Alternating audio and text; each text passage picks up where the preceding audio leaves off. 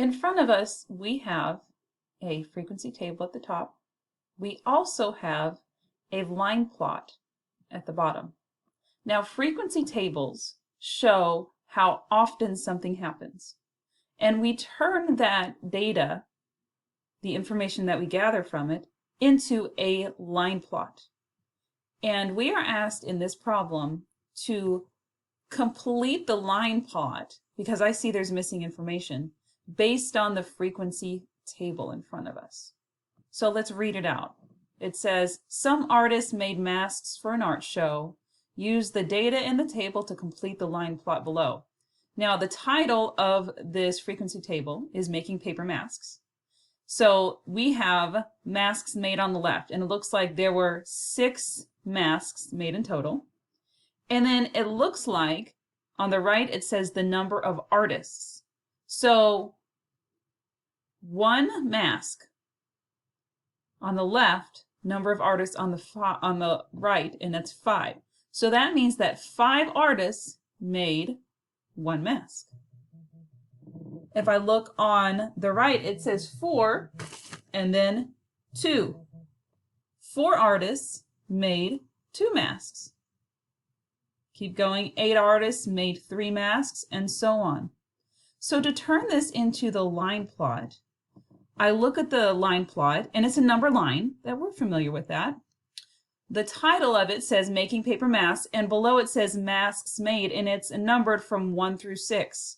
So the bottom part of this line plot are the masks made, and then each mask shows how many people made that amount of masks. So if we match it up, 1 mask, 5 people made 1 mask. So there should be 1, 2, 3, 4, 5 dots or X's above the number 1. Now, on a side note, I said the word dot because line plots are often called dot plots too.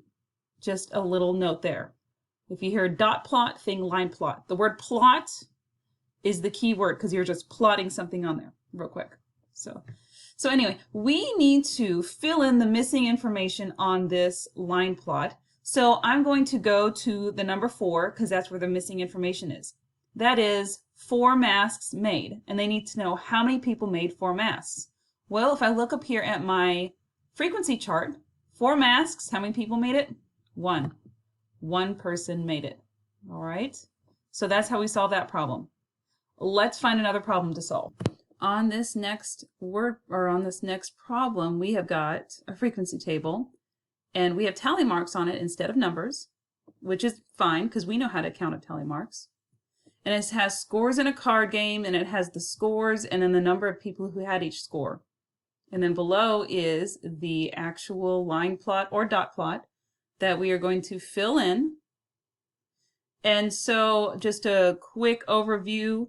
If I look at this, 2 people scored 4, 7 people scored 5, and so on. So if I go down here to the line plot, on the bottom it has the scores. And number 9 is missing. So they want to know how many people scored 9. So if I go to 9 up here, I see 5 and then 6. 1, 2, 3, 4, 5, 6. And I fill in the line plot like that.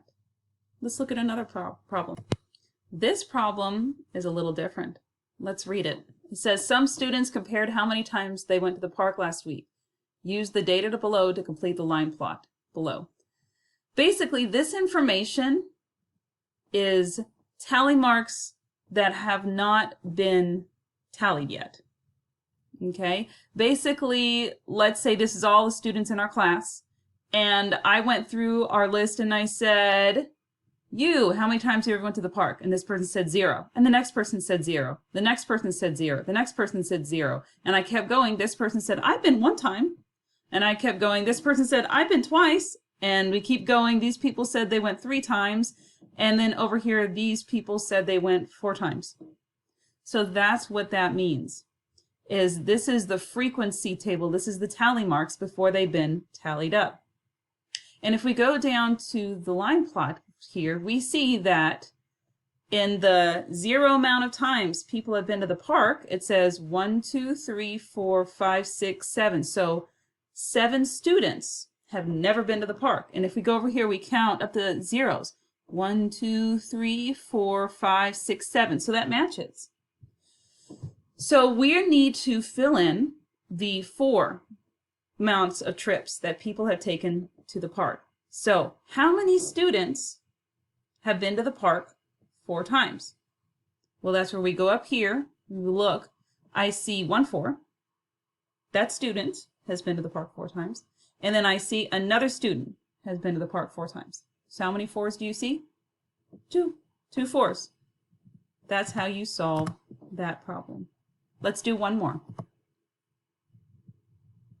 In this one, it's very similar to what we just did. We have the information from the tally chart. It says some friends participated in a pull-up contest. Use the data to complete the line plot below. So the students who did pull-ups, let's count up how many students did 0 pull-ups. I see 1, 2, 3, 4, 5, 6, 7, 8, 9, 10 students could not do pull-ups. If that was going to be me, it'd be another one because I can't do a pull-up to save my life. But I see 7 students cannot do pull-ups. So down here at the line plot, 0 pull-ups. 1, 2, 3, 4, 5, 6, 7. How many students can do 1 pull-up? 1, 2, 3, 4. 1, 2, 3, 4. How many people can do 2 pull-ups? 1, 2, 3, 4, 5, 6, 7, 8. And we match that. And how many people can do 3 pull-ups? 2 people. And that is how you fill in that line plot based on the information from the data. Okay? So this is how you fill in a line plot.